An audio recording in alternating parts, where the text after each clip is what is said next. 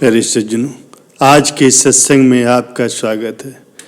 हमारा सत्संग सदैव आपको सत्कर्म करने की प्रेरणा देता है और सत्संग श्रवण करके जिज्ञासुओं को अद्भुत ज्ञान की प्राप्ति होती है। प्यारे सज्जनों, आज के सत्संग में श्री गुरु नानक देव जी महाराज जी की महिमा का बखान होगा, उनकी दिव्य लीलाओं का वर्णन होगा।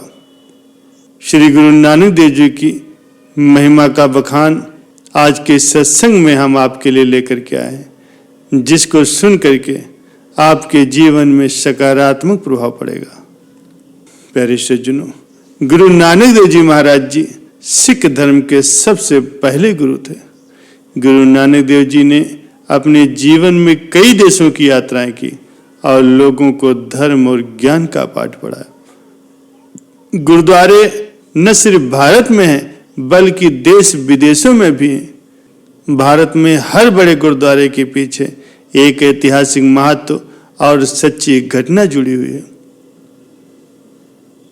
तो आज हम एक ऐसे ऐतिहासिक गुरुद्वारे जिसको कि श्री पंजा साहिब के नाम से जाना जाता है, उसके बारे में जानेंगे कि उसका ये नाम कैसे पड़ा।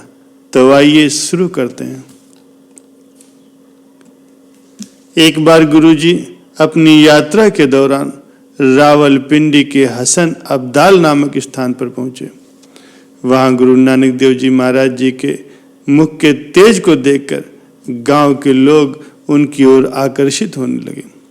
गुरुजी ने गांव के लोगों को अपने उपदेश से इंसानियत का पाठ पढ़ाया। वहीं एक पहाड़ी थी जिस पर बलि गंधार नाम का एक आदमी रहा करता था, जो कि बहुत ही लालची और अभिमानी था। उसके घर के पास एक छोटा सा झरना बहता था, जिस वजह से वहां एक पानी का छोटा सा तालाब जैसा बन गया था।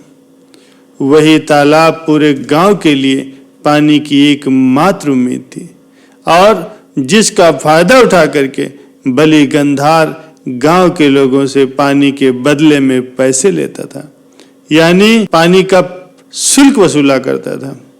गुरु जी के उपदेशों को सुन करके गांव के लोग बहुत प्रभावित हुए। गुरु जी के व्यक्तित्व, वाणी, विचार और उपदेशों की दूर दूर तक चर्चा होने लगी, जिसे देखने और सुनने के लिए लोग वहां इकट्ठे होने लगे। जो भी गुरु जी को देखता वो मंत्र मुग्ध हो जाता। अब रोज गुरु जी अपनी मीठी वाणी और विचारों से लोगों को ज्ञान का रसपान करवाने लगे। हर धर्म के लोग, चाहे वो हिंदू हो या मुस्लिम हो, सब गुरु जी को बड़े ध्यान से सुनते थे। बहुत से लोग गुरु जी के शिष्य बन गए, जिसमें कई अलग अलग धर्मों के लोग भी थे और खास तौर पर मुस्लिम। चूंकि बलि गंधार भी एक मुस्लिम था और जब बलि गंधार को ये पता चला कि गांव के लोग गुरु नानक देव जी महाराज जी के भक्त बन गए हैं, तो वो अंदर ही अंदर बहुत क्रोधित हुआ। गुरु नानक देव जी के प्रति लोगों का समर्पण और नानक जी का नाम दूर दूर तक फैलता देखकर बलि गंधारी को नानक जी से ईर्ष्या होने लगी। इस ईर्ष्या के चलते बलि गंधारी ने गांव के लोगों को पानी देने के लिए उनसे अधिक कर वसूलना शुरू कर दिया। बलि गंधारी के पास पानी का एक छोटा सा तालाब था। सिर्फ वही उस गांव में लोगों के लिए पानी का एकमात्र जरिया था और दूर दूर तक कहीं भी पानी नहीं था। बलि गंधारी गांव के लोगों को पानी देने के बदले में उनसे छोटी सी धनराशि लिया करता था। इस तरह अब जो कोई भी पानी लेने के लिए पहाड़ी पर बलि गंधारी के पास जाता, वह उससे अब दुगना कर वसूलता, जिसके चलते लोगों को बहुत परेशानी होने लगी। लोगों के पास अब इतना धन नहीं था कि उसको दे सकें। लोग अब प्यास से तड़पने लगे। लोगों के बार बार मिन्नत करने पर भी उसने लोगों को पानी नहीं दिया। लोग अपनी समस्या को लेकर के गुरु नानक देव जी महाराज जी के पास पहुंचे। गांव के लोगों ने सारी बात गुरु नानक देव जी को बताई। नानक जी ने अपने शिष्य भाई मर्दाना को पानी लेने के लिए पहाड़ी के ऊपर भेजा। बलि गंधारी ने भाई मर्दाना को पानी भरने से साफ इनकार कर दिया। मर्दाना खाली हाथ वापस आ गया। गुरुजी ने भाई मर्दाना को फिर से बलि गंधारी के पास पानी लाने के लिए भेजा और बोले कि इस बार ईश्वर के नाम पर पानी मांगना।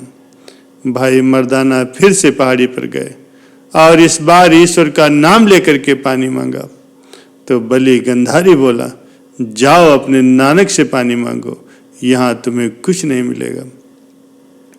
मर्दाना जी निराश होकर के फिर से खाली हाथ वापस लौट आए। गांव के लोगों को प्यास से मरता देखकर नानक जी ने अपनी एक लाठी जोर से जमीन पर मारी। उसी समय वहां ठंडे पानी का स्रोत फूट पड़ा, वहां से जल निकलने लगा। इस प्रकार नानक जी ने अपनी दिव्य शक्ति से लोगों की प्यास बुझाई।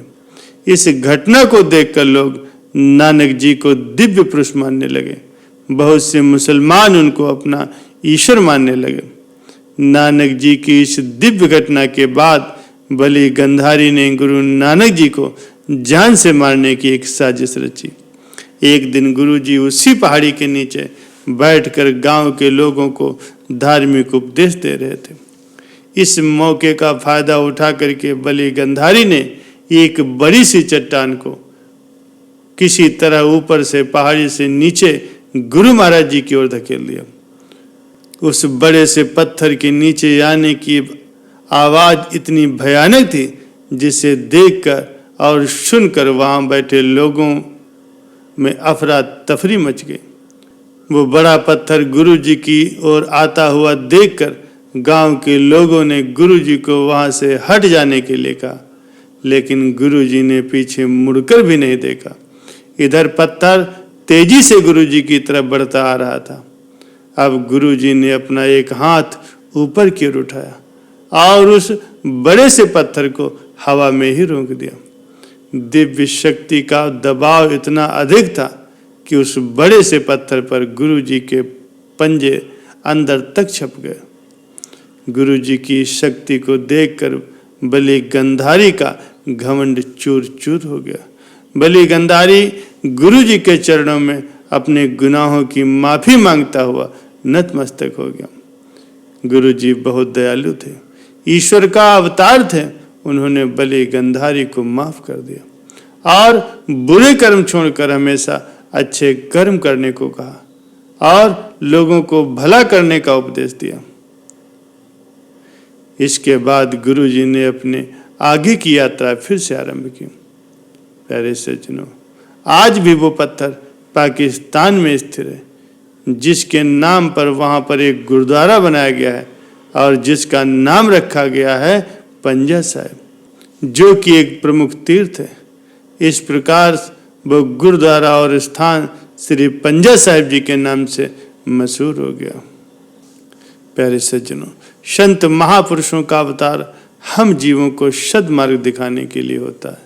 हम उनके जीवन से सीखें और अपने जीवन में अच्छे कर्म करके, मालिक की भक्ति करके, उनका नाम सिमरन करके इस जीवन में सुखपूर्वक रहें और परलोक भी संवार लें।